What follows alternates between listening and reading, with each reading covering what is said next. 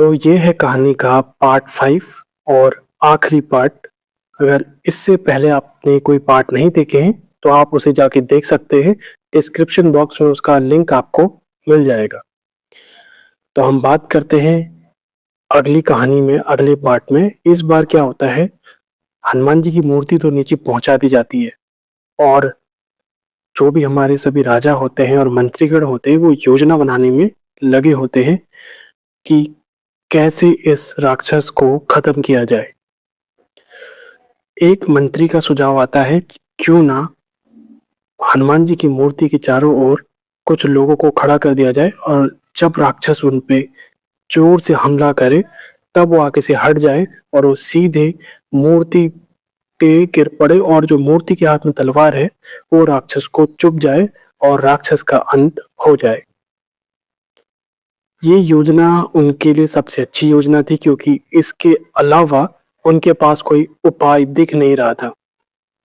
तो इस पे सभी मंत्रिमंडल और राजा सभी हामी भर देते हैं और सबसे बेहतरीन 10 सिपाही उस मूर्ति के आगे खड़े करने के लिए तैयार किए जाते हैं। उनके हाथों में तलवारें, किसी के और ऊपर जो लोग होते हैं सीढ़ियों पे कुछ लोगों को रखा जाता है जो कि धनुर्धर होते हैं, कि अगर मामला बिगड़े तो यहाँ से भी तीरों की वर्षा करके राक्षस को कुछ देर के लिए रोका जाए। सब कुछ सही चल रहा था और सबके सब लोग उस गुफा की तरफ बढ़ते हैं। लोग, राजा और बहुत सारी प्रजा, वो तो बाहर रहते हैं, पर मंत्रिमंडल और राजा गुफा के अंदर जाते हैं। 10 सिपाहियों को नीचे खड़ा किया जाता है और वो लोग वही काम करते हैं, फिर से गुफा को कोड़ते हैं अपनी तलवार से, जिससे बहुत सारा रक्त बहने लगता है। और उसके बाद अचानक बहुत तेज गर्जना होती है और तीव्र गर्जना के साथ एकाएक वो राक्षस बड़ी तेजी से आने लगता है, मानो उसकी मन की पूर्ति होने वाली हो। और विशाल गर्जना होती है। जो नीचे खड़े सिपाही होते हैं वो थोड़े डर जाते हैं, क्योंकि वो भी पहली बार उस राक्षस का सामना कर रहे थे और आवाज सुन के लग रहा था कि ये बहुत भयंकर चीज आ रही है। और थोड़ी देर के बाद राक्षस सामने आता है।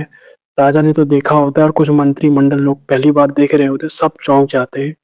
इतना खूंखार, इतना विशाल और इतना भयावह।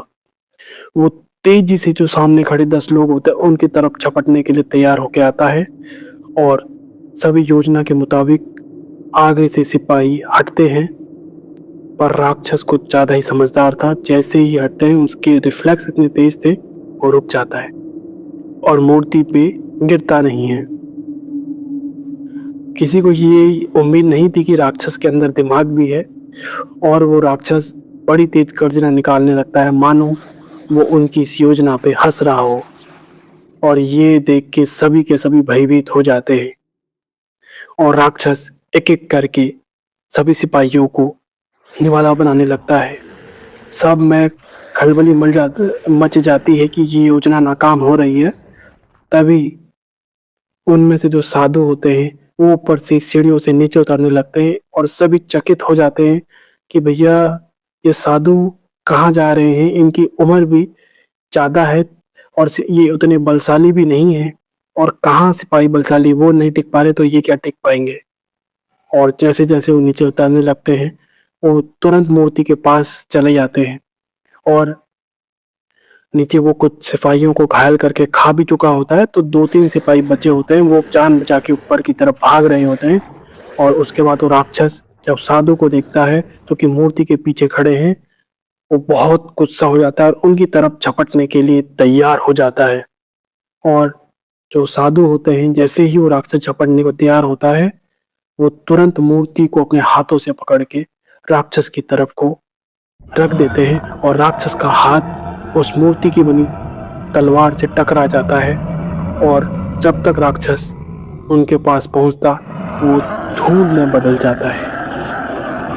और इस तरीके से उस जगह का, उस गुफा का श्राप टूटने लगता है और वहां पे हलचल होने लगती है, मानो गुफा गिरने को तैयार हो।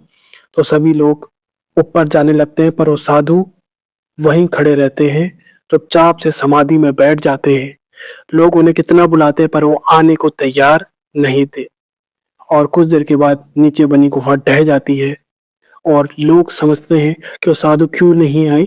तो कुछ लोगों का मानना था वो साधु अकस्मात ही आए हैं, कहीं वो हनुमान जी का ही रूप तो नहीं थे जो उन्हें इस सांप से मुक्ति भी दिला के गए और उस राक्षस को अपने अदम्य साहस से खत्म भी करके चले गए।